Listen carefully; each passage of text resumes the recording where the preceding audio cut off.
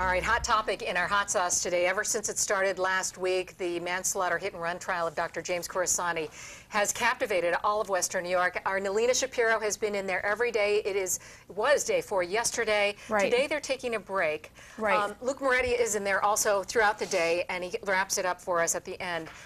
Tell us now, lay it out for us.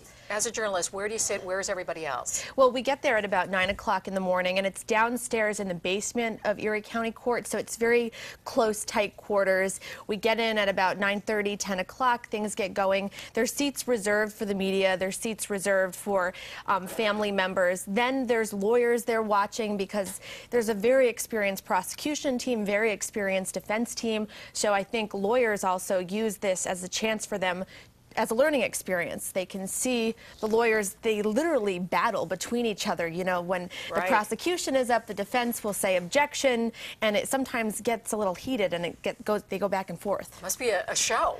It is, in a sense, but then again, you have to remember that, you know, it's a very serious situation. It's real. It's not a show, you know, and a man is on trial for manslaughter. So many people are talking about this. Is it as, I guess, sensational as Mo Hassan in terms of people wanting to come in and watch the trial in person? Are there lines?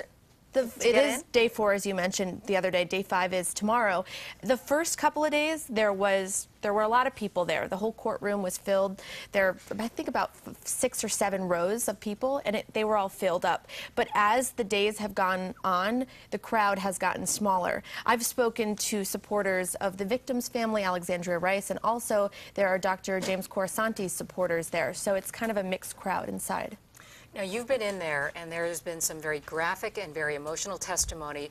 What's it like in there when something comes out? I mean, you see the father of Alex Rice that we've all heard about. What's it like? Right. Well, I sit right here, pretend, okay, and he's right to my left, basically, so I can see every expression on his face.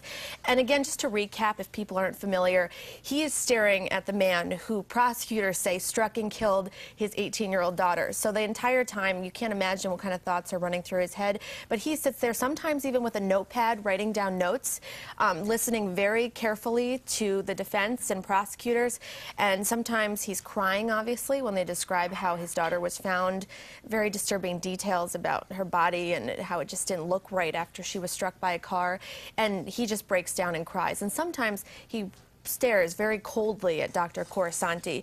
Again, you can't imagine being in that position. Now, you said there are both supporters for Dr. Corasanti as well as the Rice family. Is there a tension in there? Are they seated, you know, across the aisle from each other? They're actually, you know, rows apart. Everybody's professional. You know, people probably expect both sides to be there. Things do get a little tense sometimes. It's more tense amongst the lawyers than anything else, because sometimes it'll be the defense, the prosecution, and the judge going back and forth. When they have a witness up there who's, you know, rambling on about things, there's a lot of objections, a lot of sustained or overruled comments from the judge. So it's definitely an interesting case, and again, it's just getting started. We expect it to last about a month. I was just going to ask you that. They think that it's going to go on. Prosecution know any idea how much longer they're going to go?